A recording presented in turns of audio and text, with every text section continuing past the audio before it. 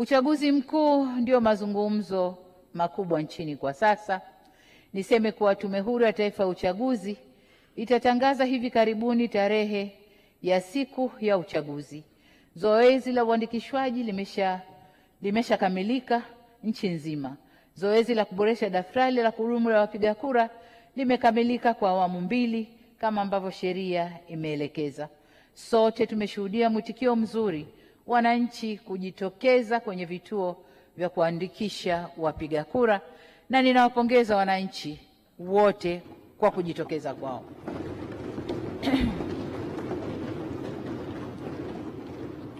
Tunatarajia kwamba tume itatutangazia pia idadi ya wapiga kura.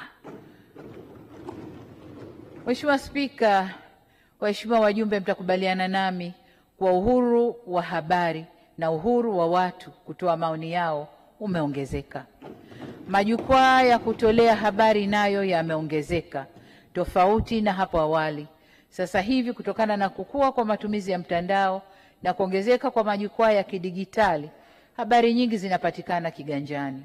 Serikali imetoa leseni kwa magazeti na majarida 356, vituo vya redio 247, vituo vya televisheni 68, redio na televisheni za mtandaoni 325 na blogs 72. Tuna magazeti ya kila siku na kamwe serikali haijafanya uhakiki wa habari kabla hazijachapishwa au kuandikwa.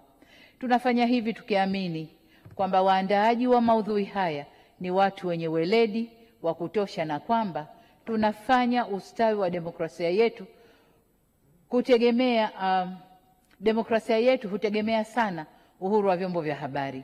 Tunathamini na kutambua mchango mkubwa wa vyombo vya habari katika kuelimisha jamii, kupambana na maovu pamoja na kuhimiza uwajibikaji. Katika kulinda na kutambua michango ya waandishi wa habari kwa jamii, tulifanya marekebisho ya sheria ya huduma za habari ya mwaka 2016 na kanuni zake. Pia tuliandaa tuzo za Samia Kalamu Awards kutambua waandishi wa habari za maendeleo Tanzania.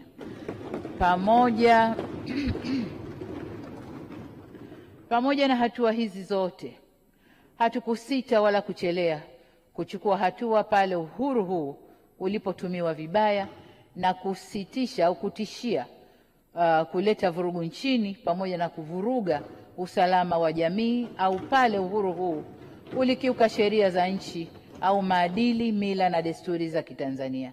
Hivyo basi tutaendelea